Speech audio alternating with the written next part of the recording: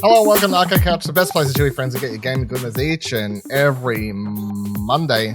My name is Dylan Blight. Joining me on the couch this week, Ashley Hobley. Hey Dylan, excited to be here, back with the whole crew, COVID-free. Yay! Yay! Also here, Ciaran Marchant. How things work when we record podcasts and we say things like that. Monday morning's going to come around and there's going to be a tweet come out that Ash has got COVID. No, it's good. It's nice to have all four of us. It's nice to have all three of us back on. And be on the other side of that manic, what, like 3 weeks? It's been 3 or 4 weeks since we've all...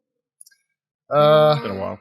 Yeah, well, you took a week off to go get COVID. Yeah, exactly. And then, And then you had COVID. Then you had COVID. Had COVID. Yeah. Everything else, so yeah. Good times.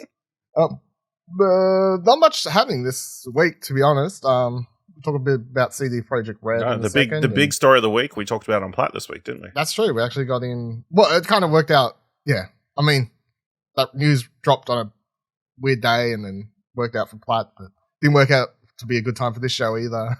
Like, I've never actually seen news drop between this show on a Sunday. Yeah, you know what I mean? Like, yeah. it was like a day after this dropped, or the day before this would drop.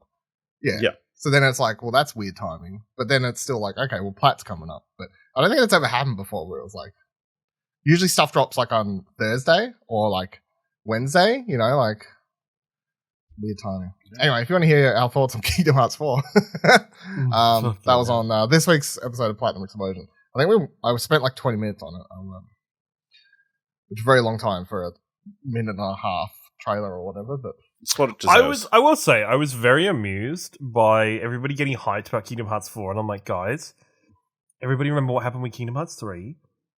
And, you know, Dylan, you made the joke of it on Twitter about buying a PlayStation 6 for it.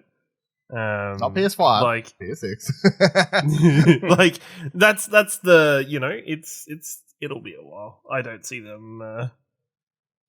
It's one of those occasions where I'm like, guys, come on, you could have sat on this a bit longer, couldn't you? It's the 20th anniversary. I mean, timing was right. No. If it's out prior to the 25th anniversary, I'm impressed. So as said on Platt, Nomura came out and said the reason they revealed it is because they didn't want it leaking. So they just decided to announce that they were doing it. Which, fair enough. Like, whatever. Technically, it could have leaked. I'm surprised it wasn't attached with the job advertisement.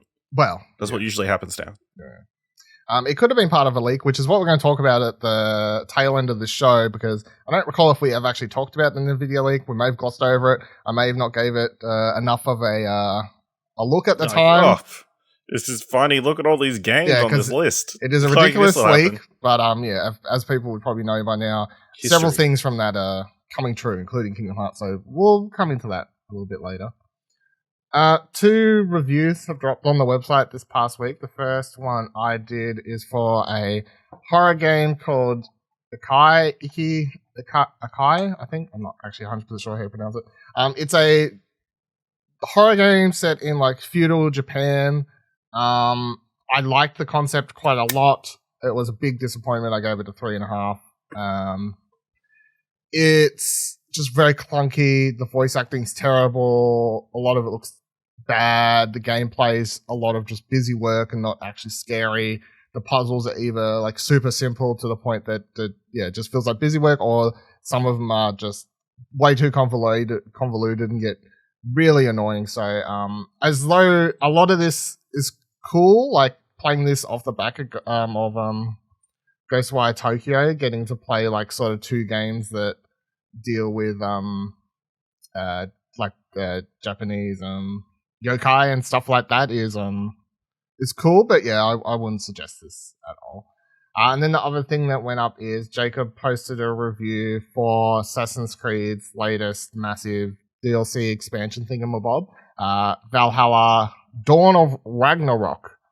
He gave the expansion a 6.5, said he still had some like technical issues and stuff with the game, saying unfortunately the game still has issues from having trouble with my save file, the glitches and crashes. These problems hinder the game from reaching a high potential. The graphics in the game are interesting. While faces and features near perfect, the character's hair is still an issue, with it looking like it's been pasted on in many shots. But he said the concept and the story is really cool. So in this, you basically play as Odin, but he's called something else. I can't remember what the fuck. I can't find it fast enough. Anyway, you play as like Odin instead of whatever. What's the character in that game called? Fuck, I can't remember. Whatever the character in that game's called. It's the same. It starts with E. It's Ivor is the main character. Yes, and then it's Allfather or something is what they refer to them as in this period. Because yeah. So it's not like here's more story built on the main game. It's like well, technically it is, but it's like not actually happening. I don't know. I couldn't really make sense of it. Well, Valhalla. So I think Valhalla's now been out long enough that I don't class it as spoilers. In Valhalla, there is whole sections of the game where you play in the Norse mythological world, and you play through events with Loki, and you play through with all the gods, and you play in Alfheim, and yeah, but that's what I mean. You're not playing like they're not happening in the current. So they put God of War into. Pretty much. It was very interesting that it was in there considering God. They're not a crazy crossover. They're not taking place in the current like storyline. They're flashbacks more or less, right? Yeah. Yes, pretty much. Yeah, so that's what this is. Like, I guess it's like a continuation of it's somebody else's story. Yeah. It's still cool. It's massive. Apparently, it's like 30, 40 hours long. So it's not like a small DLC. It might as well have been its own game. But yeah, if you haven't, I mean, I still haven't finished Valhalla.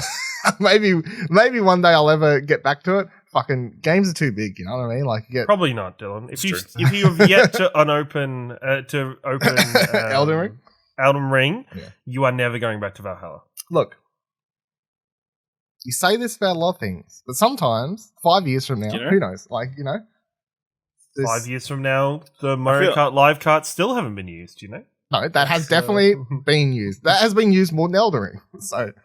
But I said 5 years from now. More hours in Mario Kart. I'll put money on Elden Ring being used prior to the Mario Kart live carts. Maybe I'll put my copy of Elden Ring on the cart and drive it around. Still in plastic, which it still is in plastic because I feel committed. You make like a little jump and you jump over a copy of Elden Ring. That'd be cool. It's part of the track, yeah.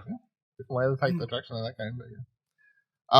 All right, let's get into the news for this week. So, firstly, The Witcher 3's next gen, even though it's weird to call it next gen, but yeah, the PS5, Xbox Series XX version of the game has been delayed. The Witcher Twitter account tweeted, "We've decided to have our in-house development team conduct the remaining work on the next gen version of The Witcher 3 Wild Hunt. We're currently evaluating the scope of the work to be done and thus have to postpone the Q2 release until further notice."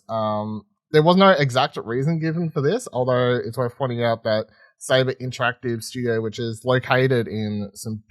Petersburg, Russia, was doing the development of the game. They did do the port for the Nintendo Switch.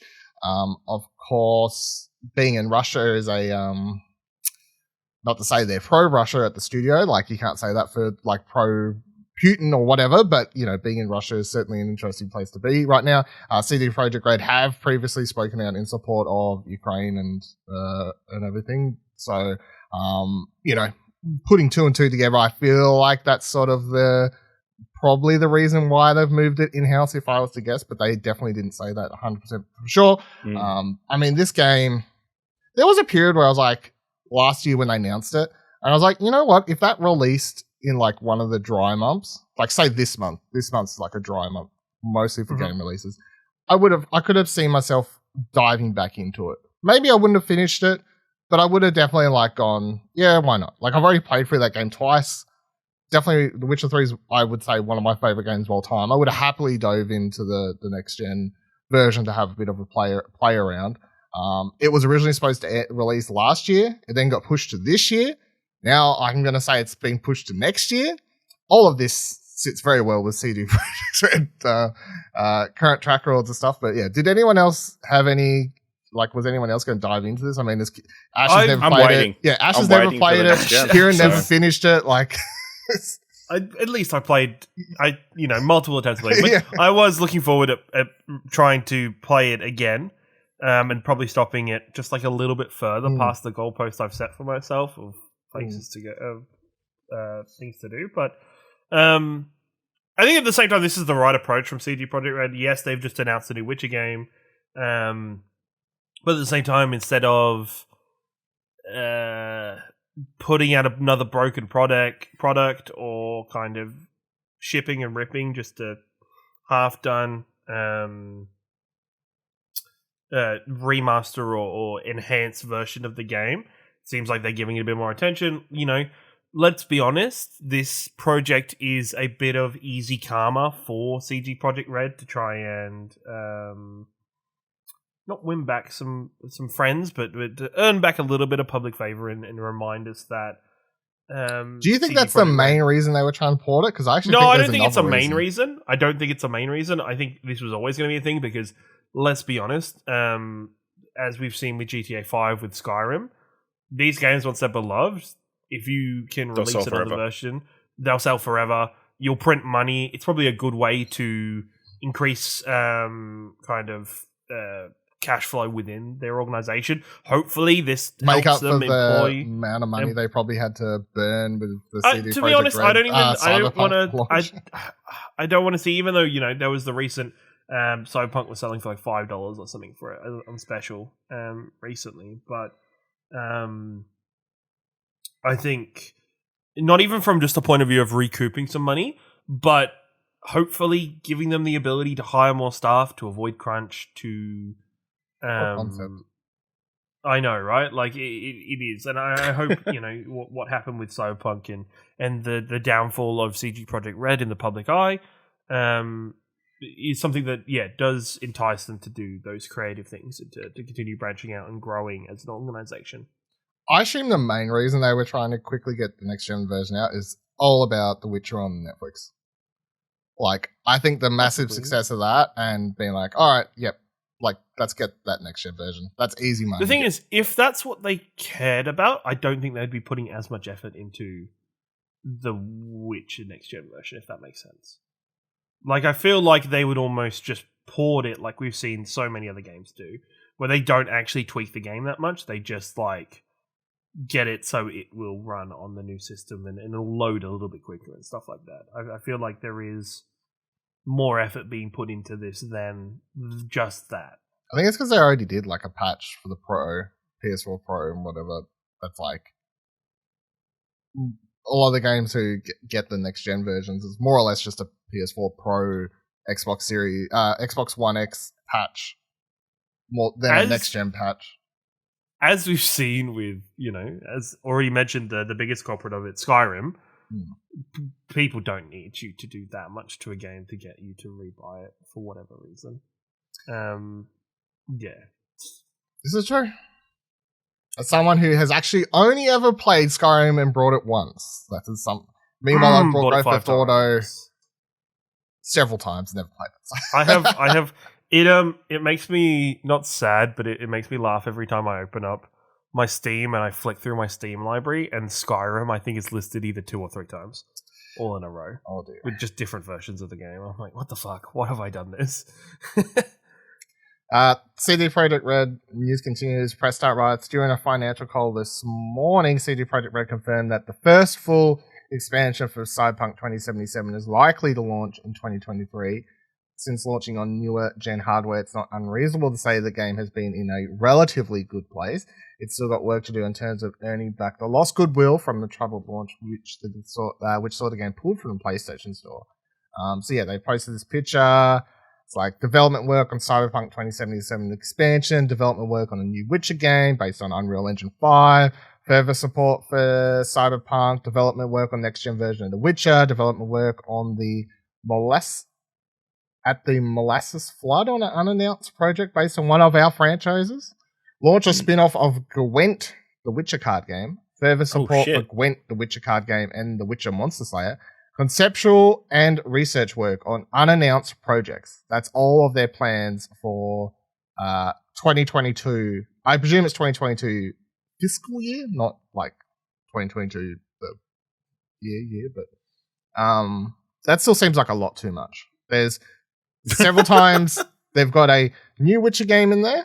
They've got Cyberpunk expansion, further work on Cyberpunk, the Witcher 3 Wild Hunt thing that we're just talking about, helping out another place do an unannounced project based on their games, doing the Gwent game, doing the mobile game, and then unannounced projects, plural unannounced projects.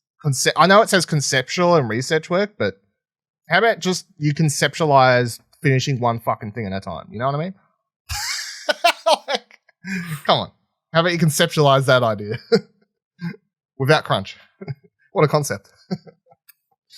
I do feel like they have just, to put it nicely, CD Projekt Red is very ambitious.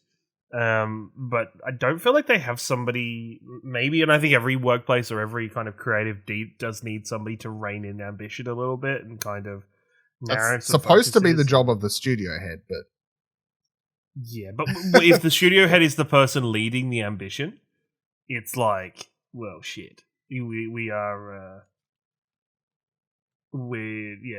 kind of chasing our own tails instead of getting out ahead of anything. I don't know. Maybe these other projects are not very big.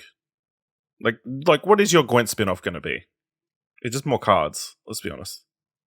And if they're just helping out another studio to build something, it's like, yes, that's good. No, that's not good. Yes, that's good. No, that's not good. You saying card games are easy when people spend years making the next expansion? They've already made one. Come on. You think it's easy to come up with cards and mechanics that work without breaking the game? Look, you do get to a point with certain card games though where you just start reprinting cards. From I'm sure they're switching it up, so it's a game based on dice. It's a dice based card game. Like the Yu-Gi-Oh! Dungeon Dice or whatever that one was. Dungeon Dice Monsters. Yeah. Dungeon Dice Monsters was pretty good. It was. It's funny that Yu-Gi-Oh! Had Dungeon Dice Monsters and Magic has recently done it. You just reminded me, by the way, between talking about this and Valhalla a second ago, my brain was just like put two and two things together. I got an email the other day that's like, your thing should be hopefully shipping soon. My real version of I can't even remember what the game's called. I can't even remember whatever the game in Valhalla is. Whatever that game in Valhalla is, which was my favorite part of playing that game. Oh, it's like a Skull Bones or something. Something Bones. Knuckle Bones? No. I'm good. Skull and Bones. No. Skull and Bones. Skull and Bones is finally shipping. It is. Let's fucking go. Let's go, dude. All log. Oh, that's not even. Where did Bones come from? I don't know. I didn't think it was Bones at all. No. I'm pretty sure you're the one who started saying Bones. The annoying thing is though, so I see this link here for Mighty 8, mighty8.com.au. So they've got the game, $78. Arriving, they reckon it should arrive by 26th to 30th of April. So I don't know if that's them getting the same shipment that hopefully mine's coming from, or the Kickstarter ones were so delayed that I'm getting it. Either way, it's still I got that whole early Kickstarter thing. I didn't pay $78. I paid $50 or whatever. You know what I mean? Prior to shipping. Yeah. Mm-hmm. As you do. Yeah. So that's still the bonus. But so that's exciting because I think that's going to be a cool thing to own. But you just remind me. But yes, I don't think it's wrong that studios working on multiple projects at the same time. It's obviously as long as they're not on the same scale as Cyberpunk and. No, I'm over exaggerating. It's just because obviously they've had a lot of issues where I'm okay. Just let them have small victories, Get the confidence back up. It's not even releasing games that got to prove. It's because I saw some people with the Witcher thing where you was oh, of course it's delayed. But I'm if it is because of the Russia thing, fair game. Because they're taking this game away from somebody else and they're doing it themselves. No wonder it's been delayed. Because they have to go back over everything. Yeah, I mean, I can't even say that team necessarily deserves to have it pulled from them. I just think it's a weird politics problem. Yeah, or they were doing a bad job. Yeah, or they were doing a bad job. I mean, I think there was also, I did read online, there was some contractual thing where they were contracted to finish the game at the end of last year, and since they didn't. There's been some contractual kind of negotiations that could be a thing. Yeah, I mean, it could be any of those things. It's just a weird thing. Talking about a studio that takes on a lot of projects and half of them are good. Niantic announced a new game this week. That's right. The makers of Pokemon Go. However, this one is at least not based on an existing IP, which is the part that's actually sort of interesting to me. So it's called Peridot or Peridot. I presume it's Peridot. Sure, it's not Peridot. Anyway, isn't there a Pokemon called Peridot? Fuck if I know. Probably an X and Y. Still haven't played that with those ones. So it's sort of looks like a Tamagotchi game. I think it's the easiest way, that the conclusion that most people come to if you look at it, because you're not capturing creatures, you are sort of just being best mates with them. So, and apparently all the creatures are sort of unique, and you can breed them. You can breed them and get new ones of friends, and otherwise you just go on adventures together and you feed them and you play with them. Like it mentions like nothing about capturing them in the wild or battling or it's definitely not anything like Pokemon. It also doesn't look anything like Harry Potter Wizards Unite, which of course closed down at the end of January earlier this year, because that game had things in the wild and battling once again and whatever else. It doesn't look anything like Ingress, which is of course their first the thing that Niantic did earlier that made them really popular. It doesn't look like Pikmin either, which is the one. So currently the Pikmin and Pokemon and Ingress are sort of the three they've got on the go. They also have announced, I think I briefly brought it up on here last year when they announced they were doing a Transformers game that's supposed to be coming. I don't know how the fuck that works, but yeah, I think this looks. Look at cars and then they transform into Transformers. I mean, that's the dream. I think I'll give this a look for sure. I kind of like the designs. I think that's the thing that stands out to me so much. I definitely would give, at least based on the pictures, because there's no like trailer or anything. I think the creatures are very like colorful, bright. I think I'm gonna hashtag cuties on these. What do we think, Ash? You got any Yeah, I guess they're kind of cute, but I guess they're kind of cute. Instantly, retracts the cutie. Yeah, like what a fucking stipulation. I don't know. It's they like kind when of look somebody like shows you their kid and they're like, "Aren't they cute?" And you're like, "Yeah, I guess they're kind of cute." Like, yeah, no, I'm getting kind of Conquer Genie kind of vibe from the artwork. Yeah, I mean, I can see that. Yeah, that kind of style. Yeah, but yeah, I mean, if the gameplay is different, and it sounds like it is, where it's more of a keep these characters alive rather than just capture them. Yeah, I mean that gives it a little bit of a point of difference. That is the crazy thing, right? Why hasn't and this is probably where a whole community comes out. I'm like, yeah, there is one.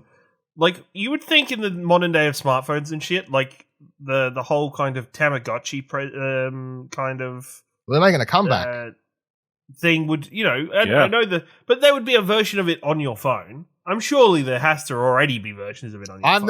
I've never seen anything. I thought Tamagotchis were dead, and then recently I've seen a bunch of people I follow on Twitter starting to get back into them out of nowhere, and I'm like, I don't know what started this, where this came from, but okay, sure. Because they need a reason to get out of bed every day. Wow. It's like, oh, damn, that's fucking dark. That's fucking dark. I got to get up. I got to keep my Tamagotchi alive. I mean, it's better than getting a pet.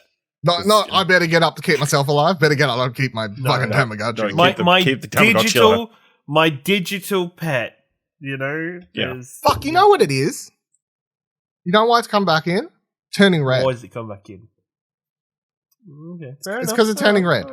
I'm putting it down now. Everyone's suddenly back into them because it's turning red. And fair enough, because they have that very emotional scene, spoilers for the end of that movie, where she's like, they're not friends for a moment, and then she comes back, and then she's like, did you look after her? And she looked after a Tamagotchi, and she hands it back to her, and she fed it, remember? You don't remember this, Ash? I do remember it. It's a cool scene. I don't know if it created such a cultural moment. I think that everybody collectively decided to start buying Tamagotchis again. I'm not saying everyone. I'm just saying. I feel like they just started selling Tamagotchis again. Who's to say? One person saw it and they're like, "Hey, I remember Tamagotchis. I'm a super nostalgic person who likes to feed this digital pet every couple hours. I'll buy one." If that's what this game is, Peridot is, I'm kind of down. I used to have Tamagotchis. I had the Digimons. I had an iToy pet.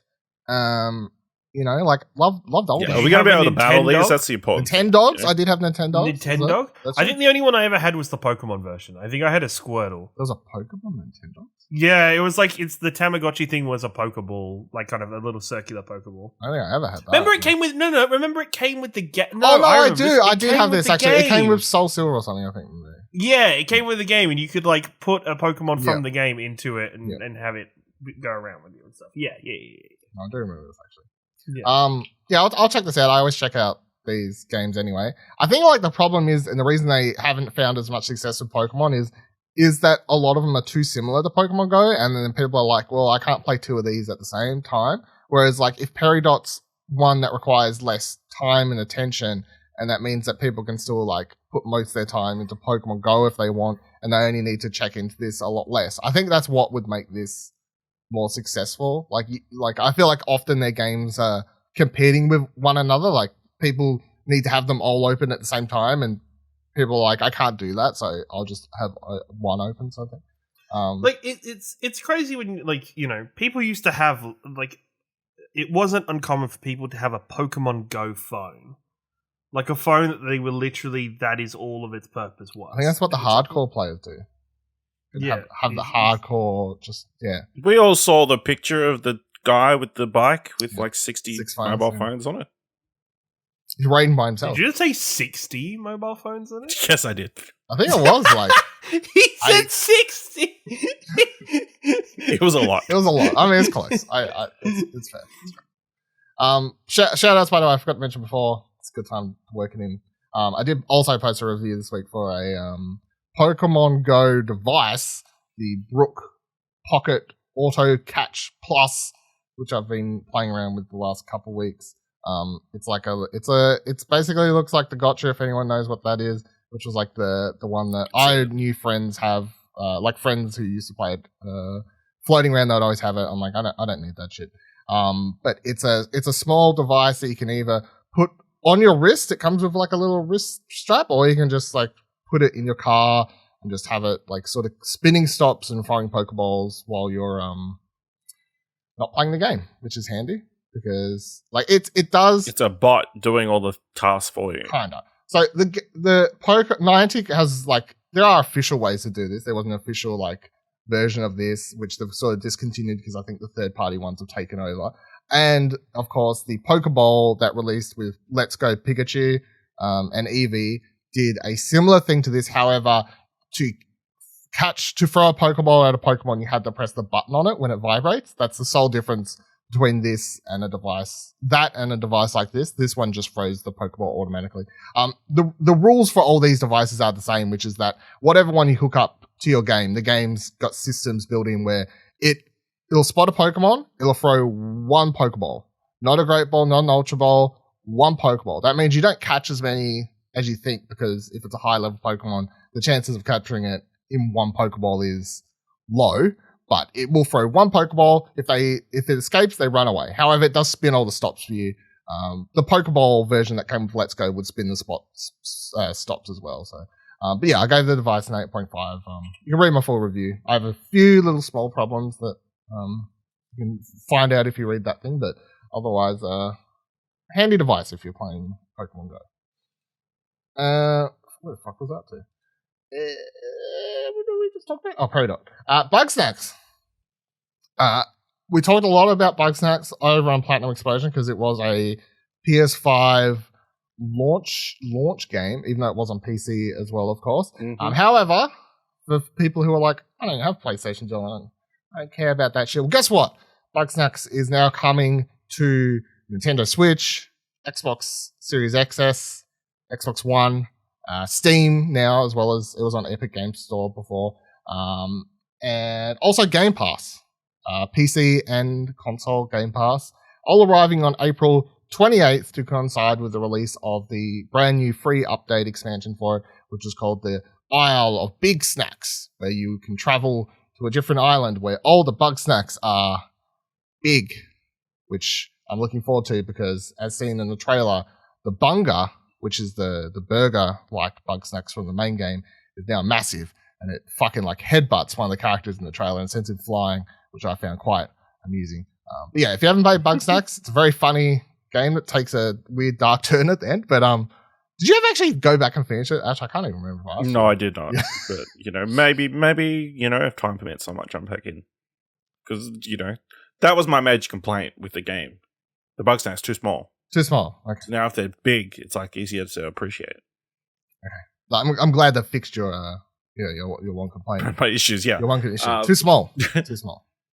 No, but this kind of tracks. It'd be what, like 18 months since launch. That came out like it launched at the same time as PlayStation 5. PlayStation 5. So PlayStation 5 November 2020. So it has not been that long, has it? It has no shot PlayStation 5 launched that long ago. No. Yeah, PlayStation 5 release date November 12th, 2020. Fuck off. So yeah, it feels like it was still like last year that the fucking consoles launched. Holy shit. 18 months then, yeah, sure. Fuck. This track. It's time for a new version of the consoles. I know. I know. PS5 Pro. At least a new version of the PlayStation 5 controller. I'm actually getting really over the battery life on my PlayStation 5 controllers at the minute. Oh yeah, just buy a second one. Yeah. Just buy a second DualSense. I've got a second one. I've got two. But they feel like they last like 4 hours and that's it. And I'm like, motherfuckers. And they don't turn off. Fucking turn off when I'm watching Netflix. Just turn them off yourself. That's what I do. That's fucking... You know what? I don't have to fucking... That's what I do for an Xbox controller too. I don't know if there's an auto... After like there may be an auto turn. If you're watching Netflix, you'll need the controller to like tell Netflix you're still watching. Yeah, so when that happens, I just turn it on and do it. But I don't want to like start watching Netflix and then fucking 2 episodes in be like, oh fuck, my controller's been on this entire time. I don't know if there is an auto time off setting for the controller. I would assume there is. I've never looked. It sometimes does it, and I don't know, maybe it's how apps are programmed where apps are saying, hey, the controller is active during this time. Yeah. But there is some stuff it's like, yeah, I'll turn off eventually. And other times it's just motherfuckers just like, no, I've been on this entire... I think you need to update your PS2. I do! After like a week of ignoring the prompt every time I turn on the controller. I've been ignoring mine for 48 hours at the moment, and I feel bad about that. Like, I turned on my PlayStation yesterday. It's like, you got to update the controller, and I'm like, nah. I'm like, I just sat down on the couch. The cable is all the way over there. Yeah, that's the problem. It's like, got to get the cable. I don't know. Like, can't you just update it wirelessly? Like, fucking next gen my ass, you know what I mean? But no, I always just turn my controllers off if I don't need them. Like even the Xbox, because that's where I watch like most of my Blu-rays. I just use my Xbox console still. But thing is, I find maybe because it's muscle memory, because the Xbox like method of turning off has been like the same. You just hold the controller, then you go turn off. Yeah. So PlayStation, you just press the PS button. You have to press the PS button. You scroll across you have to to the go controller, across a couple of times, and then you click turn off device. You have to click. You have to click the device icon, then the controller icon, and then turn off device. Correct. Like that's a lot of steps. Like, I mean, that's if you get used to it, it takes like 3 seconds. Yeah, but just a bit of convenience would be appreciative. Do you have any care for playing Bugsnax, by the way? You never played it. I enjoyed it. I never finished it. I can't even remember how far I got in that game, but it's nice to be talking about Bugsnax again, you know? Talking about Bugsnax. I think it was the... You know what they need? They need to do a remix of the original song with the new re-release. They do. But, like, drop the bass a lot on it. Dubstep remix? What? Yeah. What famous artist should come in and... Skrillex? Damn, I don't know who any of the Oh my god, Post Malone should do a digital concert about Bugsnax. I mean, I'd watch that. Genius. And then they should get another artist to release a whole album dedicated to the game, you know? Yeah, I mean, I'm down, to be honest. But. Yeah. I'm keen to dive into this DLC, and if anyone hasn't... Apparently it's like 3 hours, which is pretty good for a free update, like an expansion, so... but yeah, if you haven't played Bugsnax and you have an Xbox or a PC Game Pass, it's going to be on there. So I'd suggest trying it out. It's a lot of fun. It's very funny to just come across the different creatures and.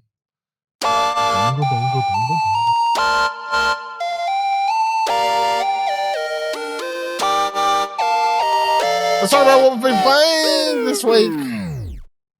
I've been playing some more Pokemon. After last week, I got on here and I'm like, hey, I finished the Shining Diamonds and Pearls. This week, I've gone back and finished off Pokemon Sword finally. Woo! The superior one. Turn on the game. I was like, how far am I? I have 2 gym badges left. I'm like, fuck, I'm a lot further than I thought. Seriously? Seriously, I think I've gone into... Every time I go into JB Hi-Fi, which isn't a regular occurrence, I always look at Pokemon Sword and Shield, and I always go, as with all Nintendo games and games at the time, their prices don't go that down. hasn't dropped in price. No. If I ever walked in and like the game was like $40, I'd probably pick it up on the spot and play it. But I don't think that'll ever happen. But it never will be.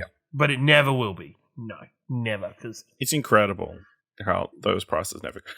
Shit, just Nintendo and just those prices in general. Just we hold them. You're more likely to see it go on sale digitally on their store than you will in EB Games. Yes, but that requires me turning on my console and going into the store. No, just pay attention because, like, if it's like Press Start or something, can't you? Books. Yeah, can't you? You can't access the store by web on the web yet. I think you can, but it sucks. So, which adds up, you know. Makes sense. Seems about right. Yeah. Every now and then they'll be like, "Hey, this Mario game's on sale," like, you know, like stuff like that. So, I don't know if Pokemon's ever been. I haven't paid attention, but yeah, finally finished Pokemon Sword. Very cool. I was like, why did I stop playing this? Why did I ever stop playing this? I get so distracted with other shit. I feel like this is like me living up to my sort of, if my yearly goal is to sort of like be able to just be like, hey, I can, like, don't get too distracted with like work shit playing other games, like just finish shit that you're enjoying or whatever. So I'm glad that I actually came back because I'm like, I was having a good old time with this game. I'm still going to continue playing it because I've got the DLC that I think I'll do next. I'll jump into that.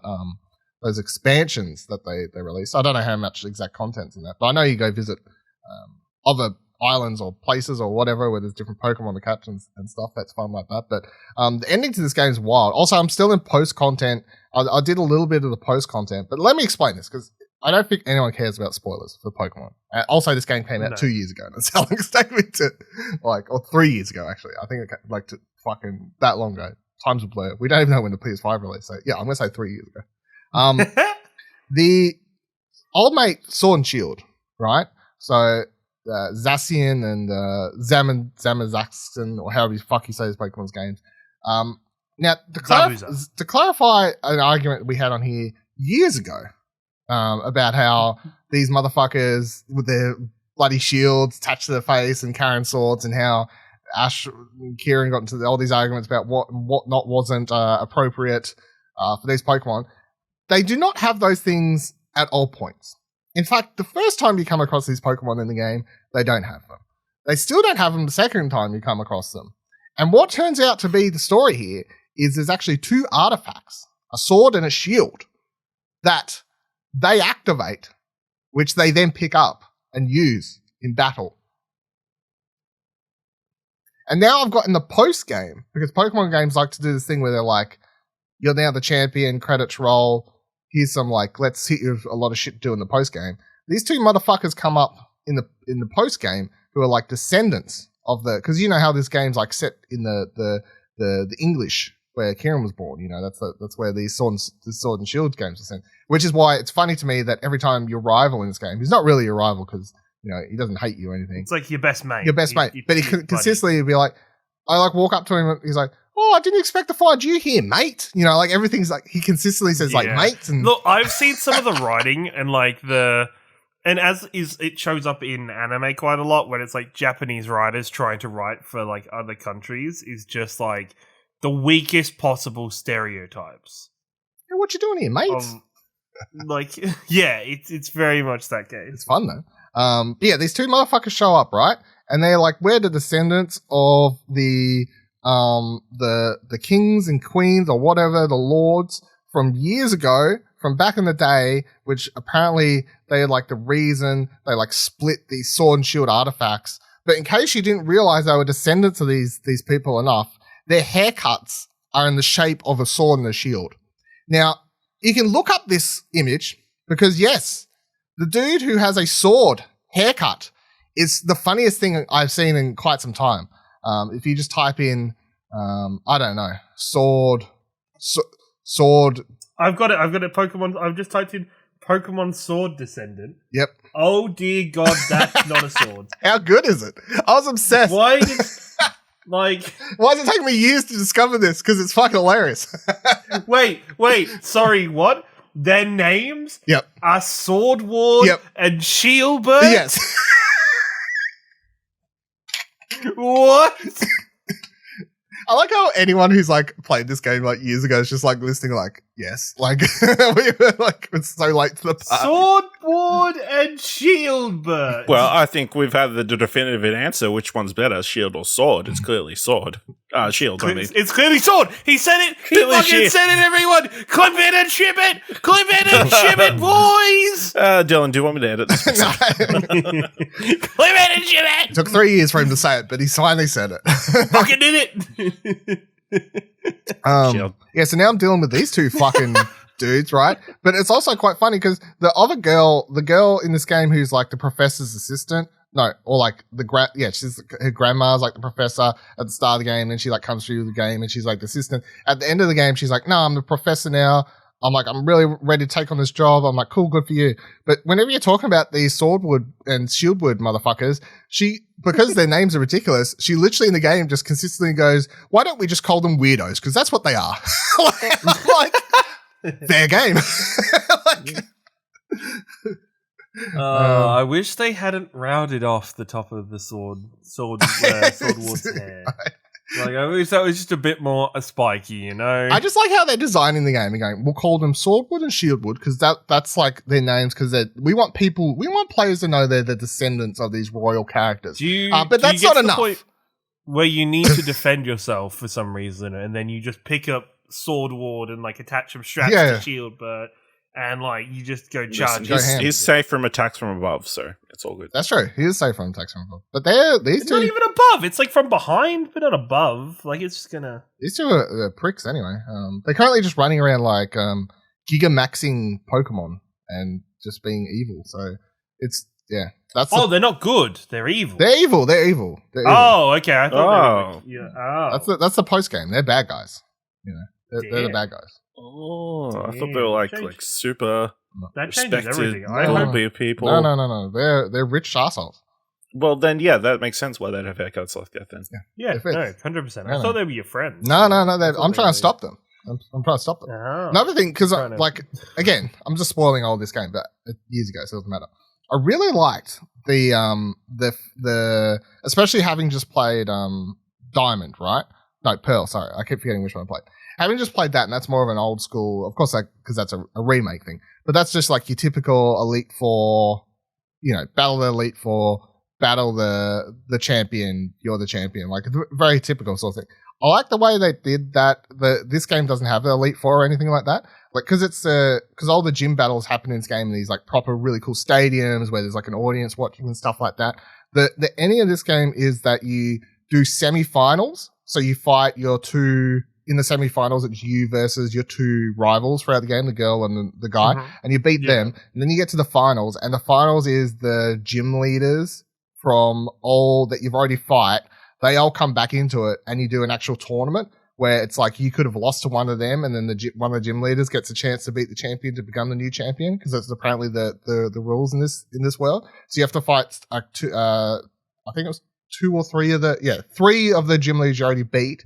And then you get a go at the champion in the final battle. But I was like, this is at least a different way to do the the Elite Four. Like the end game content sort of the final sort of fight and everything like that. So and then you just lose over and over in your eternal life of being an 11-year-old until eventually one day a writer pities you and you win finally. It's true.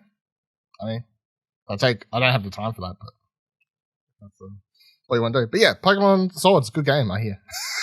Sword Shield. Good. It's funny though, because Sword is the superior version, as the three of us have agreed. Said, The three of us do agree on the show. Sword is superior. Yeah. You've been playing Teeny Tina's Wonderlands. Ciaran. Teeny Tina's.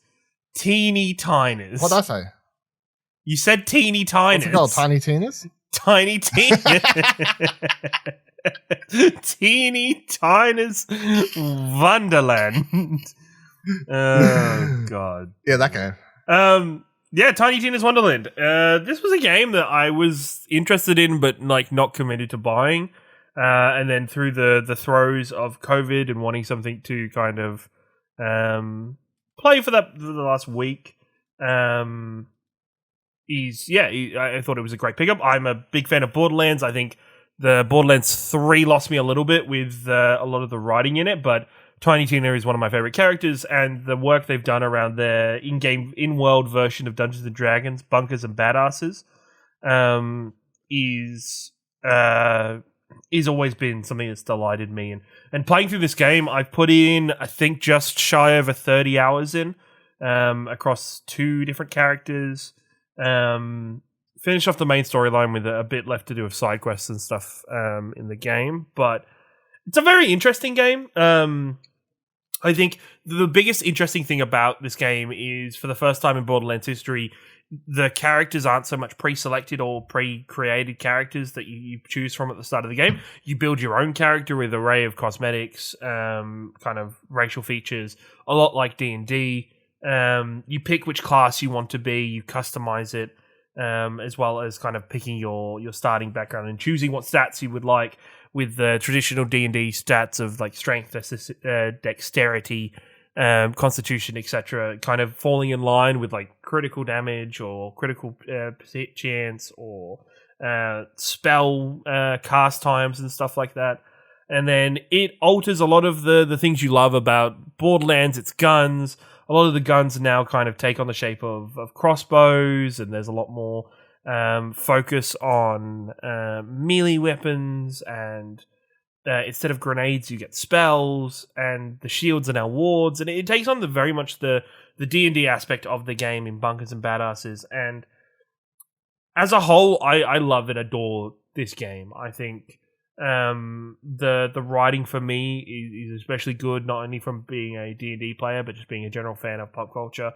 I think this game goes back to, I think, in Borderlands 3 always struck me the wrong way, that there was too much on the nose about it. It's like, hey guys, we like pop culture too. We get stuff. We can talk about streamers and all the crazy, wacky stuff about them. Tiny Tina's Wonderland kind of strips away a lot of that stuff. Goes back to the great dialogue, the interesting and kind of not obvious narrative turns. It gives a really fun kind of connection with its characters and the adventure itself. There are several returning characters, but then also a whole bunch of new characters for this world. It's the kind of overarching, I guess the overarching story is about Tiny Tina and her companions playing the game on the table, but the world itself feels fleshed out. It doesn't feel like it's fake or whatever. It pays a lot of tongue in cheek at itself. It's filled with the side quests that people would love, that kind of directly reference a aspect of pop culture, or definitely directly kind of play around with a franchise, or like, I think one of my things I always go back to is Borderlands 2 had a side quest where you fought the Ninja Turtles, and they were all just like slightly off, and you fought Shredder and Shredder. It was Shredder. I always get Shredder and Splinter mixed up, but it continues to do that in this game. I think they try and bring an aspect of focus on melee fighting in this game that doesn't work out that great, because all the melee fighting really is kind of holding one button and your character kind of repetitively kind of swings. There's no kind of fun interaction with the melee weapons, or feeling like it's anything beyond just like a knife button in a first-person shooter. I have one like major gripe. Not gripe, but it was funny that maybe dampened my experience of the end of the game yesterday. Ashley and Dylan, I'd like you to take a guess at how long the end credits are for this game. 8 minutes. 15 minutes. 27 minutes. What? They have 27 minutes as the ending cutscene of this game. The ending credits, not cutscene, like the credits of this game is 27 minutes. Yeah. Like, darn, it got me really. On this game. I don't think that like a lot of people worked in this game. There is a whole section where it takes a break from doing the credits and just starts including notes and stuff from all of the developers, like personal notes and thank yous and stuff. It plays like 4 or 5 like full songs ranging from kind of the game score to Give Me Chocolate by Baby Metal. And I was sat there last night and my friends were waiting for me to jump into a game with them that I'm playing just with them with solo leveling characters. And I think it took me 23 minutes after sitting there for that long, pressing random buttons on my keyboard, trying to find out what the skip button is, because there's no obvious skip button, because every other time in the game, it's come up in white letters, press another button to skip once you press a button. Fucking took me Googling. Somebody's like, oh yeah, just hold in the escape key for a couple seconds and you'll escape the game. And I was so fucking triggered. Alt F4. Wow. No. Annoying thing was, before the credits started, it showed you the final boss room that you had just finished in and just loot spewing out all over the floor. So it's like, well, I need to... I don't want to... I don't need to get that loot. I need to get the stuff. Give me the stuff. Did you get the stuff? I was a little... I did get the stuff. So I was a little tilted by that, and it's not actually that big of a deal. It's just amusing, and it seems to be an ongoing issue where people are like looking up how to do this and how to get around the credits. I mean, wow, the disrespect to the developers that you don't want to. Hey, I sat there for 24 minutes. Okay, 24. You couldn't sit there for another 7. Is all I'm saying. Another 3, but it's fine. Math. That's what I wanted to say, and it did not come out. I know. It's fine. It's fine. No, but I think overall, that's more respectful than a movie that I recently watched in the cinema, where I got up from my seat, got to the bottom of the set of stairs, and the credits were over. So really, damn. That's did not many people work on that movie? Or? I guess not. No. But yeah, no, I think Tiny Tina's Wonderland is a bit of a hidden gem in my opinion. I think maybe people were a little bit scorned by Borderlands 3. Maybe also the I guess the build up for this game was a bit questionable. It was like, okay, is this DLC? Is this a whole standalone game? Like, what are we actually getting here? Because I think previously there was the Tiny Tina's Bunkers and Badasses DLC for Borderlands 2. So I think there's a little confusion around that, but if you enjoy Borderlands, especially Borderlands 2, it is absolutely fantastic. The writing in this game, I think, is the best in the Borderlands series so far. Not only do you have this character, Tiny Tina, who is this caricature of just kind of madness and a lot of things we see in today's society, she also has this like heartbreaking understory and kind of that told through this game that I think is really, really an added level to a great adventure overall. I definitely suggest playing with friends. There are some issues with, I guess, all multiplayer launches, but there has been issues I've had with people dropping out or not being able to join games and having to work around ways to get people into a game. But other than that, I think it's a fantastic game. People should definitely pick this up and get it into contention for at least some, not Game of the Year, but definitely in awards contention for the end of the year. I think it just came out at a weird time, is why people played it. Did, yes. Yeah, no, very much so. Is it good enough to play by yourself, or yes? No, I still think it is. I had to do some solo leveling to catch up with with my friends the other night, and I still think it's very fun. I think the story itself is I think should be experienced whether you have people to play it with or you can only play it by yourself. Yeah. Cool. Yeah. I've been playing Lego Star Wars: The Skywalker Saga. I've finished the first 3 Star Wars games. This game is very big. When you say the first 3, you mean? I mean episode 1, 2, 3. I'm doing them in numerical order. So the prequels. Yes, I finished the prequels. I'm doing them in numerical order. So the way you can play these games... In the order we cover them in our great Star Wars show, Alderaan Explosion, which you can find on all good podcast services. Correct. The way you can play the game is you can start either episode 1, 4, or 7, and then or jump around as you see fit, but you can't unlock episode 2, 4, 5, you know, like you have to beat the first of any trilogy to beat the second one, which, so you're not locked into a specific starting point, but you can, you do at least have to start at the first part of that trilogy to play the game. But I was like, nah, fuck it, I'll just do it. 1 to 3. I'm having a lot of fun with this game. I think it's interesting because the stuff I'm sort of looking forward to most playing is this stuff that hasn't been released yet, or that LEGO hasn't touched in a game format, which is Last Jedi and Rise of Skywalker, because they never did Legos for those. So obviously previously they've done Lego Star Wars games for the prequels, they've done Lego Star Wars games for the original trilogy, and they did the Force Awakens Lego game as well, but they never actually released any, so that stuff's going to be brand new for this one. However, I think the thing that maybe is confusing for people who haven't been paying too much attention to this game is like, okay, so that stuff's definitely new. Is all the other game stuff just like remastered, reworked, versions of what they did already? And no, it's all brand new.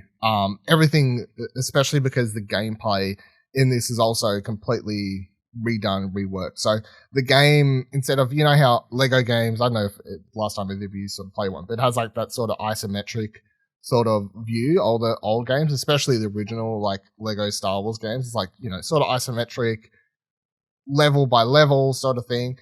These are now more or less 3D action games. So the camera's like behind the Lego character.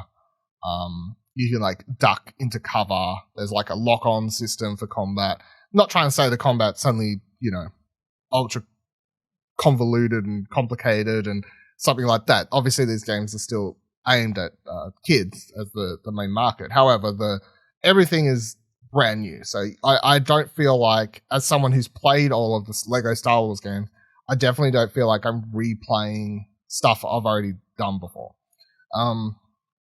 But there's a lot of content here. So when you go, for instance, let's say you're playing through like sort of what I did last night. So I did episode 3 last night, for example. Let's say you get to the part where Anakin goes and he tells Mace Windu, hey, I've discovered that motherfucker upstairs is a Sith Lord. You should probably go get him. So then you're in control of, it switches you over to in control of Mace Windu, and you can walk around Coruscant and you can explore if you want, which is like a hub area, I guess, or you can just go straight to the objective. And when you go up to Palpatine's room, then it'll be like, do you want to start the next level? Yes, you start that level. Then you're in like sort of a level where there's like, 5 mini kits to find, et cetera, et cetera, et cetera. And you can replay all the levels. However, as you go across different areas, so like as you play through episode 1, you come to Tatooine, that's like a hub area. Naboo's like a little hub area. You can explore if you want. I'm not doing too much solely because a lot of these hub areas, obviously all the secrets you find quite often require you to have access to characters you don't at the time to do them. So like after I beat episode 3 last night, I jumped back into Coruscant, for example, in free play, where you can switch to any characters you've unlocked on the go. And then I was finding a bunch of the, the hidden bricks and stuff like that, to which there is a fuck ton. There is like 1,100 hidden bricks in this game to find. That of course all 9 chapters, levels and hub areas and whatever else. But I would say it's going to take a very long time to 100% this game. There's also something like over, I don't know, some ridiculous number, like 400 or 500 characters or something utterly ridiculous in this game as well. Like there is just a lot of characters and levels and stuff to do in this game. Every time you go to like a new planet, you arrive in the space area just outside this, like the planet, and even there's like stuff to do there. There's like bounty hunter ships to shoot down, asteroids with bricks in them to do. You can engage in galactic battles, and then you can go land on the planet and then explore fucking Mustafar and start the next level if you want, and whatever else you want to do. So there's a lot in this game. But I feel like if you've enjoyed any of the Lego games in the past, this one's definitely the biggest one I've played, aside from, I guess, Lego Dimensions, because that obviously had a bunch of like expansions and a lot of IP and stuff like that. It's still got all the Lego humor that you know and love, just silly tangents like Grievous and Obi-Wan having a dance-off party last night when I went to start that fight. So I'm looking forward to all those sorts of jokes and stuff continues. There's also a weird thing where if you're playing as Qui-Gon Jinn, I was like wandering around as him last night, and then at some point, I get to a thing where I need to like a character who can use the Force to use this object, which he can, of course, and then Qui-Gon Jinn, not voiced by Liam Neeson, but someone doing a Liam Neeson impression, goes, I have a particular set of skills for this. I'm like, that's a fucking Taken reference. like, so yeah, the game has like some jokes in there that obviously kids wouldn't get, but it's quite fun. Every character is voice acted. They used to do the thing where they would rip the voice lines from the movies and then like just play them over. This is all brand new voice acting for the line. Sometimes they're delivering the exact same lines from the movie. Quite often they're not, because they're just Lego fucking around, and this is like the third time they're doing some of these games. So they're like, no, let's just do whatever we want, which is fine. There is like a toggle you can put back on like the mumbling Lego stuff if that's sort of what you prefer, like the like just all the sort of miming jokes sort of stuff, I guess, if you want. But yeah, I'm having a really good time. I think I'm just going to do just plan to do, I guess, one pop back in every now and then, every couple of days, and I'll do like one movie per night, because if I'm not spending a bunch of time messing around in hub worlds, it probably takes, I don't know, a couple of hours, I guess, to play through a movie. So yeah, it's very good if you like these sorts of Lego games. I don't actually know, like, did anyone actually play, surely Ash, you would have played in Lego games? Oh, some Lego, mostly the Marvel ones. But yeah, obviously, you know, they're a lot of fun, cool. Their type of humor is really enjoyable and that kind of stuff. And yeah, I'd be keen to eventually pick it up. Like, I played the original Lego Star Wars games on PS2 era. Yeah, no, I played those originally, and then the only other ones I can remember playing is the Lego Batman game. I'm pretty sure I own a bunch, but you know, just never got around to playing. Yeah. I played like a bunch. Like I played a bunch on the PS2 ones, PS3 ones. Also, I was into Lego Dimensions. Yeah. When that was like its original launch period, I was very. I've still got all my Lego Dimension stuff, because I'm always like, that would be a fun platinum to go back. Because it will come back one day. Well, maybe. Lego Dimensions was really cool. I was like, I think the problem was that because it was Lego, the stuff was higher priced than maybe parents. I just found it kind of annoying to store everything for it. It's Lego. Like, it's just, you got to store it like it's Lego. But at the same time, I don't know. It was just, yeah. I thought it was. That's why you need to buy the $200 storage box. Really cool. Fuck yeah. Well, I remember like booting up that game, and then it's like the first 2 hours or first hour or whatever it was, you're not even playing the game, because you put the disc in and you like plug the USB thing in, and then it's like, cool, here's your instruction manual of how to build the gateway on top of the... Yeah, build the gateway. let's build these characters. I think the biggest thing I had fun with the technology was like just how quickly you could change characters and swap characters around. And like pull characters into the game was just kind of insane at the time. I think the whole Simpsons universe to that game and the Simpsons stuff in that game I thought was kind of fucking amazing. And was surprised they just didn't do an entire Simpsons game in Lego World. Like, I thought that would have been... It's crazy. Did they never do an expansion thing for Simpsons?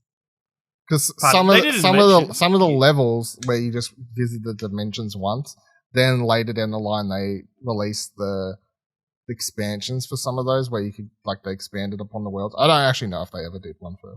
I can't remember. Like, it was just one of those things that it was a very cool in conception. Like, it came out, that was around that period where Disney Infinite was happening Disney at the same Infinity, time. you had Skylanders, this, maybe something else I can't even remember. But no, those were like the three, obviously, Skylanders, Disney, and this.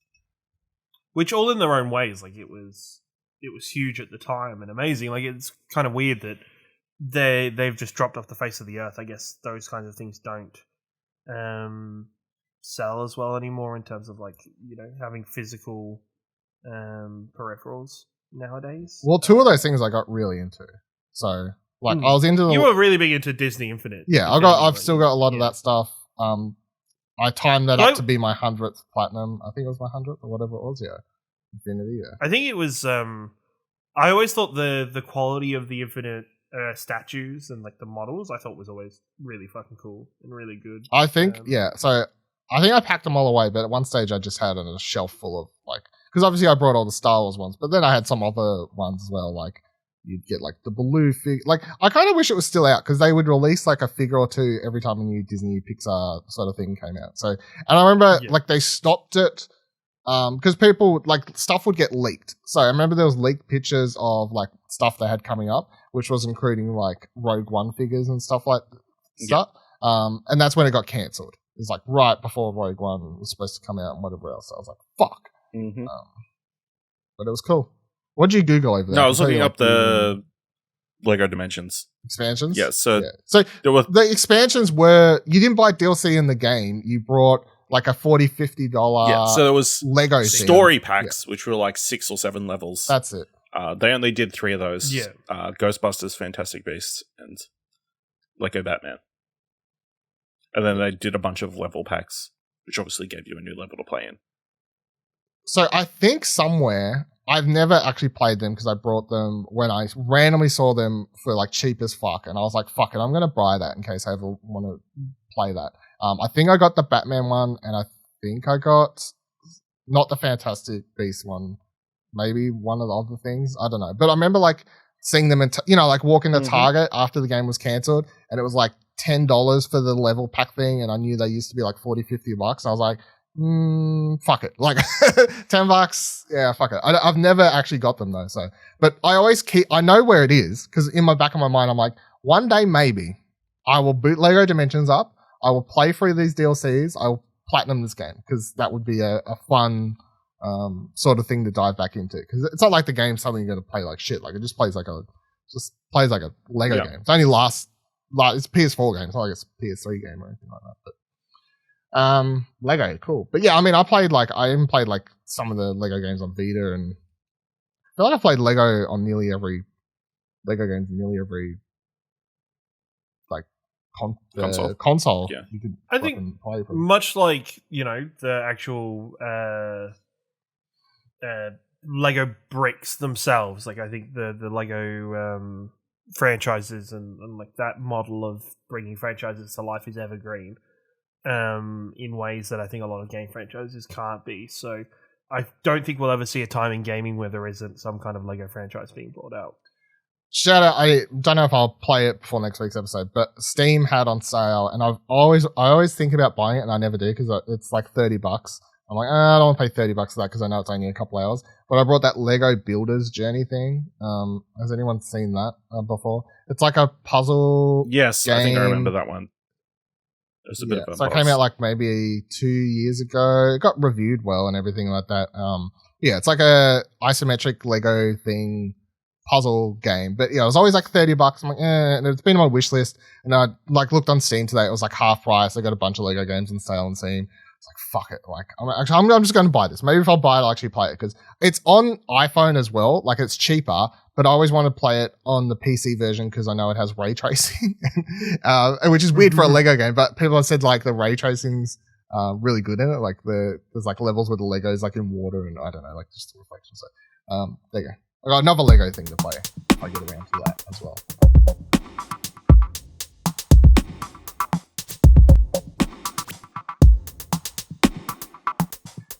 Main topic. Let's talk about leaks. Well, let's go over this leak list. So, yeah, as we sort of teased or went over briefly at the start of this episode, the Kingdom Hearts 4 thing that happened early in the week has everyone talking about this leak, which happened, I don't know, last year at some point.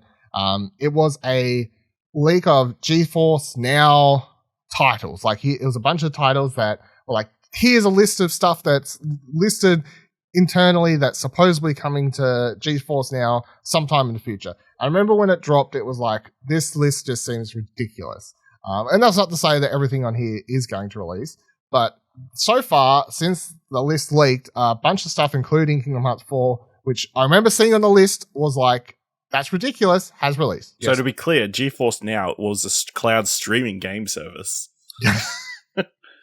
that you could play these games. Well, we're Australians, we don't play cloud games. Yeah. But yeah, so it's like most people just say an NVIDIA list because it's like NVIDIA Ge-Force now or whatever. But yeah, I'm gonna go through the list here. We can play a bit of in general. Let me get everyone's overall thoughts. Ash, what are your overall thoughts now looking at like this list of games, and how much like sort of, I don't know, credibility do you give to this leak now that several things have sort of released from it, I guess? I mean, there's got to be some credibility to it because obviously a lot of these things have panned out. A lot of the things were probably things that were likely. But yeah, I don't think you just put a bunch of games on this list for shits and giggles, you know? So I think, you know, it is definitely the possibility that they're all real or were real at the time. Ciaran? I don't know. I think to me, this seems like maybe a very hopeful list or a planning list, so to speak. You know, I think the Sony section of this is very fucking optimistic. I know Sony have started to bring out, you know, their games to PC, but at the same time, Sony to me is always a company that seems to do things under their own terms and kind of in their own way. And I don't see them kind of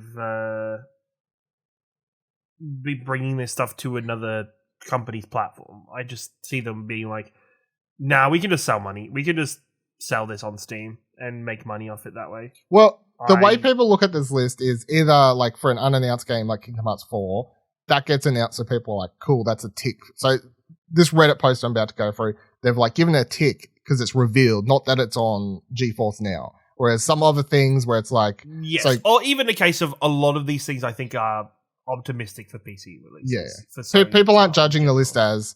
If it only is real if it comes to Ge-Force now. It's more has it been announced? Like after, is it a real thing? Not like I think the likely two out of the list of like the Sony ones that I'm surprised have crosses next to them are Ghost of Tsushima and Returnal. That's because I think that's because they haven't happened yet.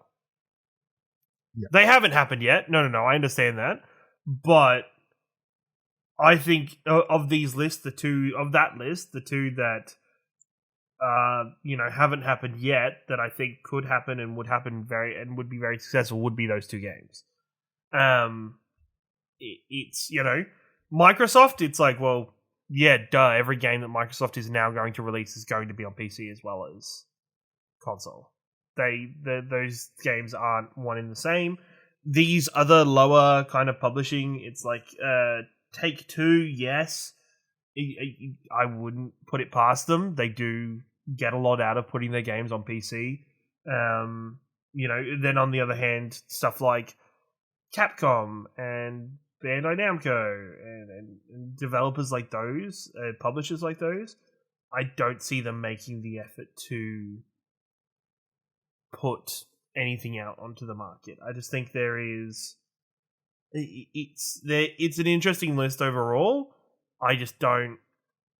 I think there is a lot of optimism here, rather than, you know, there's probably going to be a lot more that never eventuate to anything than there will be to things actually coming. Yeah, most people who look at this list, who think it has any sorts of credibility, at least from like people I follow or whatever, I think most people view it as yes, a lot of stuff in this, the leak was real, it wasn't bullshit, but also not everything in the list is going to come true because some of it could just be internal stuff that is cancelled or could be years away or was, you know, like that sort of thing. So I think most people are like, yes, the leak is real, but that doesn't mean that everything that was a part of the leaked list is necessarily going to happen. It's sort of the way I think most people look at it. So yeah, all right, let's go down the list here. So firstly, you got Uncharted Legacy of Thieves Edition. They've gave that a tick because that, of course, has come out. Helldivers 2 is not coming to PC. Horizon was there even to Helldivers 2? No. There's Helldivers. No. So Helldivers 2 isn't the game. Yeah. Horizon Forbidden West, obviously, I would presume will come to PC, much like the first one, but probably several years from now. Probably just before Horizon 3. Horizon 3 comes out. Gran Turismo 7, of course, only just came out. The Crane, that's the VR game from Software. Surely that will be eventually. I mean, maybe, yeah. God of War did come to PC, so that's tick here. Returnal, I wouldn't be surprised if that does. To be honest, Demon Souls, again, wouldn't be surprised if that BAFTA award-winning Returnal. That's true. By the way. The you know what? The Game of the Year award that now has the most credibility for BAFTA? not handing No, it to... we did make jokes about this on Platinum. How you... I figured... Yeah, no, I did. I haven't got to that part yet in the episode, but yeah, no. Ratchet & Clank, no specified game, so that's an X, because no Ratchet & Clank has come to PC or a new one being announced or anything. Sackboy Big Adventure hasn't come to PC or anything. Ghost of Tsushima, nope. And then they listed no Bloodborne, Spider-Man, Last of Us, Last Guardian, Gravity Rush, etc. So they're all... I mean, out of this one, I want to cut off people's supply of copium for PC gamers. You're never getting Bloodborne. No, but we could get a blood. So technically, the thing here that they do point out, they like to point out in the Reddit article is Bloodborne is listed for Ge-Force now, not for PC. It's technically like the technicality is it could come to Ge-Force now or some weird shit and then be playable on PC. I mean, technically, PC. with the new PS Plus, you'll be able to stream like PS4 and PS5 games to you. That from doesn't your count. PC. That does not fucking count. That does not fucking count, Ash. That does not fucking count. I just want PC gamers out there, stop huffing on your copium. All I'm saying is buy PS Plus. You're never getting it. If you're a PC gamer. No. Plus. Deluxe Premium, whatever. Under the Microsoft side, Gears of War 6 has been announced. Oxide will be on the console. Has been announced. Project Holland, which is apparently Fable, which of course that's a thing. Project Typhoon, which is Contraband apparently, and then Project Woodstock, which people believe is Forza, and then Untitled, the Initiative game, which we then learnt last year that was Perfect Art. And that is now fucking years away, apparently. So, good luck to that. Halo 5 Guardians. That's game. That's the only one I would be unsure about on this list. Yeah. Everything else is going to be on the PC.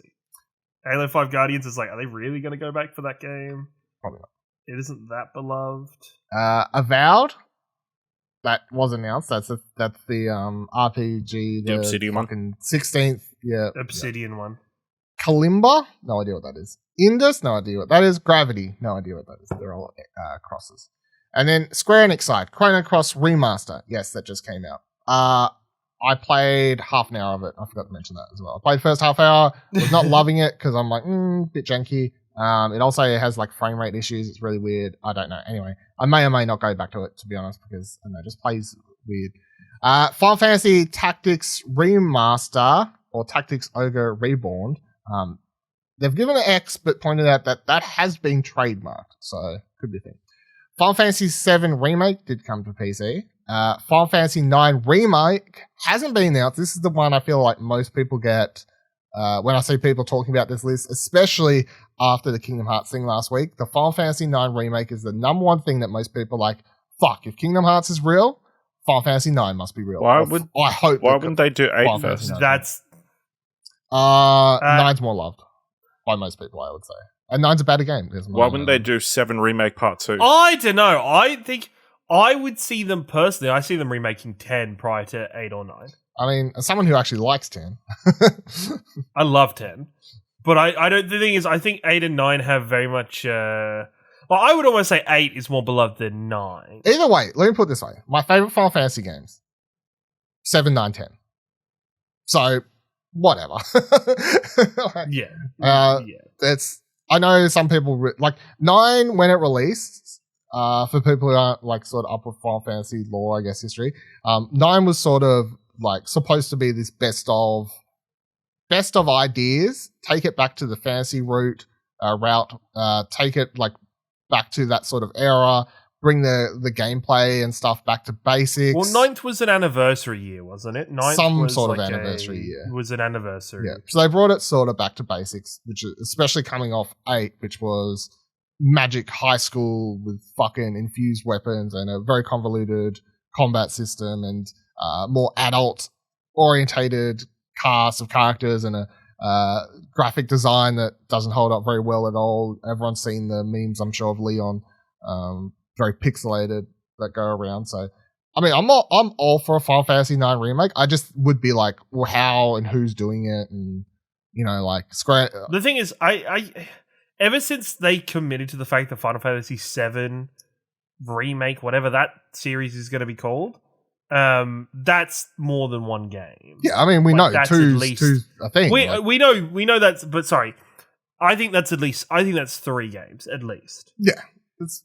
I don't see that game being 2 18 games. Like probably. it's probably it's probably gonna be the amount of considering the first game takes like the first 3-4 hours.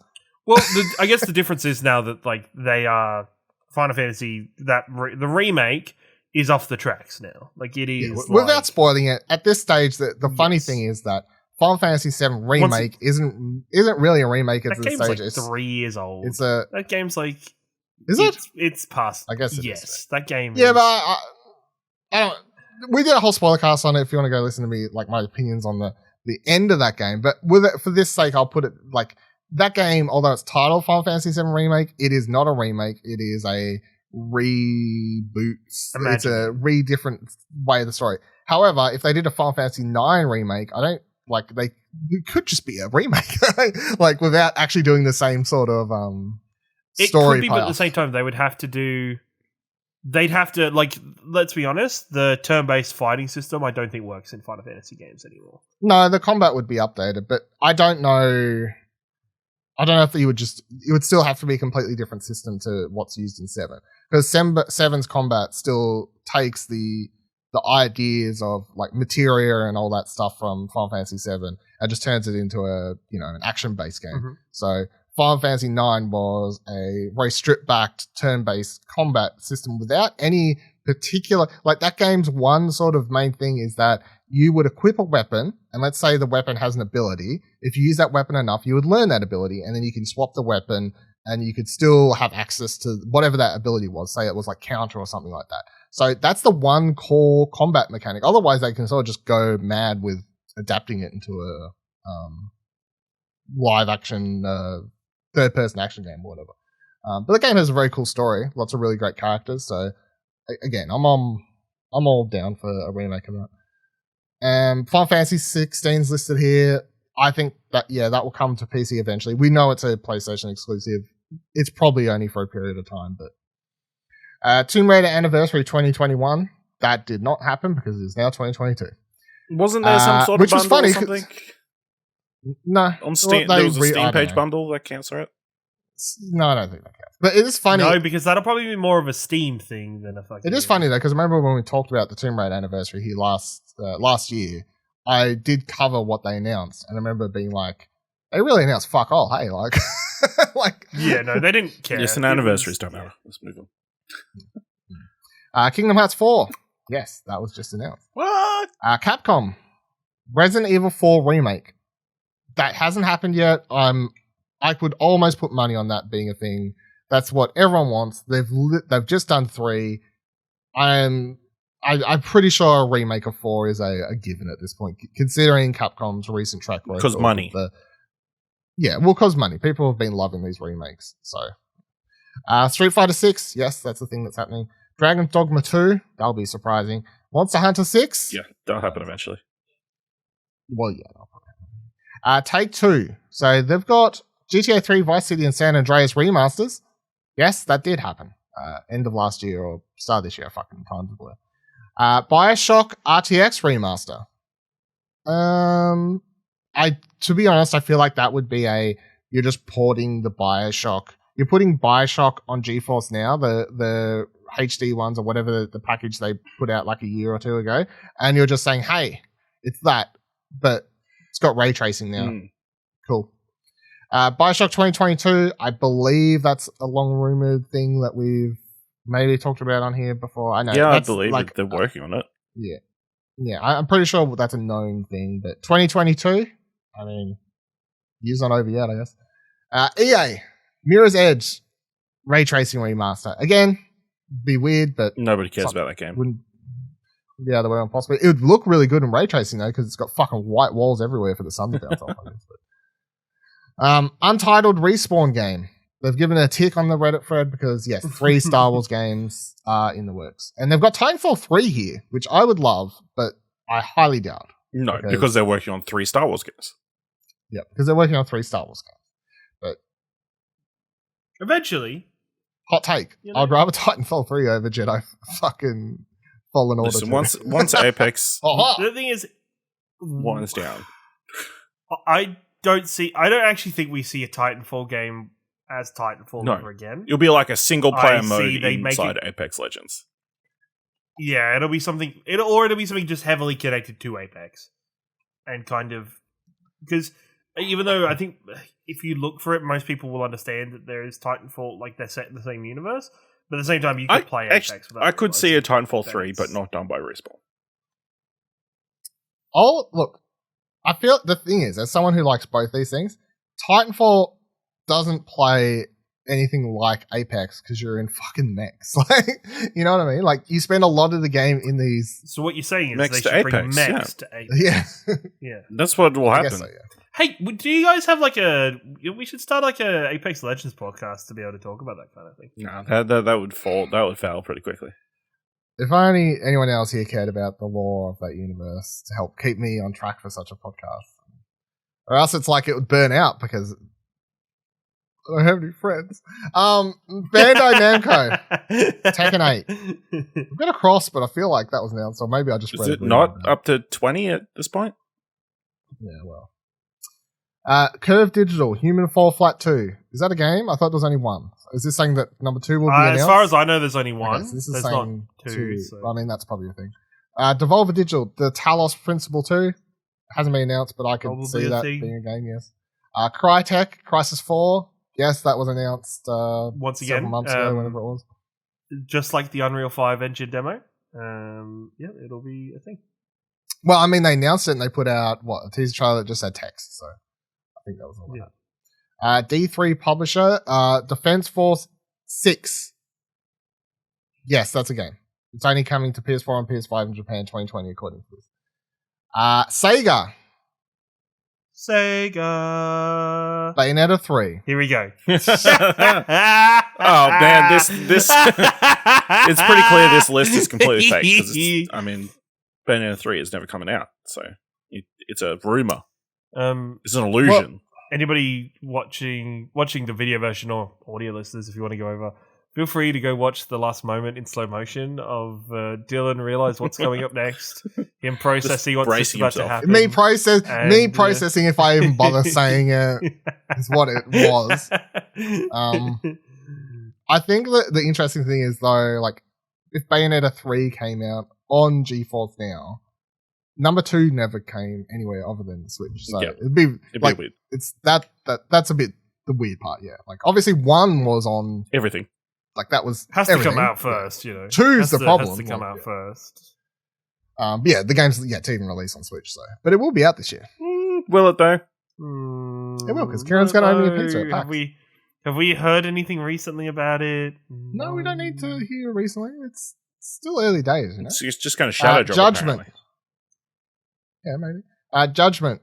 The person did this Reddit article puts. This one seems odd to me due to legal disputes with Saga and actor agency, which... Yeah, I believe the actor legally put in his contract it wasn't allowed to go to PC because he didn't want the game to be modded, so he would do ridiculous stuff or that would make him naked in the game or something, so yeah. That's just asking for people to do it anyway. Well, people would do it. They'll just find a way to make it People would do happen. it, though, is the thing. Like, he's not wrong. Atlas... Catherine Full Body. I could see that being a thing. Shin Megami Tensei 5. Well, that's already on PC. It's not on GeForce now, is what the list is. Because it was already announced. Yeah, I was gonna say. So that's the thing. It was already released prior to the leak. So the X is because it hasn't come to GeForce. Whereas for some of the other ones, the ticks are because it was announced. And it wasn't announced prior, which is where the list gets. There seems to be some inconsistency in this list that I'm not a fan. Yeah, you've kind of just got to. There needs to be a third icon, really. Shin Megami Tensei 5. that game, of course, came out on the Switch, I think. It was only at the start of this year or end of last year, whenever it was. Yeah. And they said no Persona 5. Doesn't exist. Please don't ask, which is fair. Warner Brothers, Arkham Knight Art Ray Tracing Remaster. Meh. I mean, wouldn't be surprised if we get that before the release of Suicide Squad. Sure, if people want to see the Batmobile and all, it's all the shiny glory, like rain batting against it, glory. Yeah. I mean, it would look good. You see Red Hood's shiny mask. Yeah, sure. And then Valve Half-Life 2 Remastered.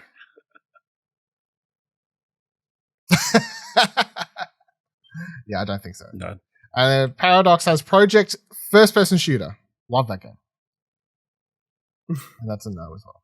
And then these ones, they've got another list here I'll just quickly run down because they're like, this is like a list of unlikely stuff or whatever, or additional games, or whatever. But some of these, I mean, have happened. So it's like XCOM 3, Injustice 3, Gods Will Fall. So that's the title that was listed in the leak. But Destroy All Humans 3, that'll probably happen, to be honest. Metal Gear Solid 2 and 3 HD. Mario and Rabbids, that'd be surprising. Death Stranding Director's Cut PC, that happened. Sniper Elite 5, City Skylines 2, Total War 9, I mean, that game will happen. Payday 3, that game's been announced. Hangar 13 unannounced game, don't know if that'll actually happen. Flight for Middle Earth. Unlikely, seeing as the studio's working on the Wonder Woman game now.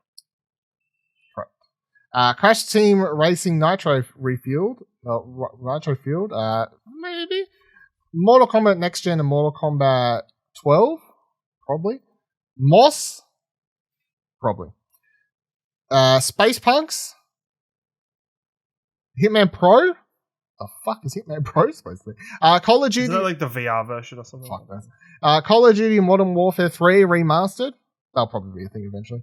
Goat Simulator 2. Surprised that's not a thing already. Wreckfest sequel. Probably be a thing. Worms Next. Titan Quest 2. Oh, it's going to be a thing. Outcast. That's come. Viking. I don't know what the fuck that is. Viking by Criterion. I don't actually know. Metro Next.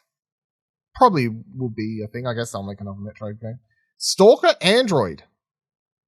That's a weird title for it. But, I mean, Stalker, they just delayed. Didn't they change? Aren't they changing the name for Stalker? They're changing the name of Chernobyl, I think it was. The spelling? So I think that's what it was. I think they're changing the name of how Chernobyl's spelt because they use the Russian spelling and they're changing it to the Ukrainian spelling, I think. That's what it was. Yeah. As Dusk Falls and As Dusk Falls Season 2, don't know what that is. Ultra Street Fighter 2, The Final Challenges, Switch exclusive. I don't even know what that game is. Marvel Alliance 3, that's a game. It hasn't come to PC. Ruin King, that was a game. It did release. So, yeah, after going through it, does anyone have any like final, like, now that I've looked at the whole list, like, my thoughts are when this leak happened, I said that's a bunch of bullshit last year. I wouldn't have gave it 2 seconds. I think as more and more projects, from small things to medium things to most recently a big thing, which is Kingdom Hearts 4, has happened, you can just go, well, you know, this person just got lucky. I mean, yes and no, but I'm gonna give it a little bit of. Yep. I'm gonna stand by what I said before, which is that I do believe the leak is real. I don't think that means everything in here is suddenly a real game or something that's going to release. Yep. I do think it's an internal document and that's what it is. It's an internal document that leaked. That doesn't mean everything on it will happen. It is just like back in the day, the big Walmart leak. Everything was pretty much true except Splinter Cell, which is a game that will never come out. Dead franchise. That's true. And that Walmart leak was legit. Yeah. But yeah, good point. Splinter Cell was on that list and didn't happen. So everyone gave that list as much credence. So yep. Yeah. Alrighty. That'll do it. This week's episode of Arcade Couch Times. Let us know any comments, questions, concerns, your thoughts on the leaks. If you believe the truth is out there. You can tweet at us or join our Discord. ExplosionNetwork.com/Twitter takes you to our Twitter page. ExplosionNetwork.com/Discord lets you join our Discord page.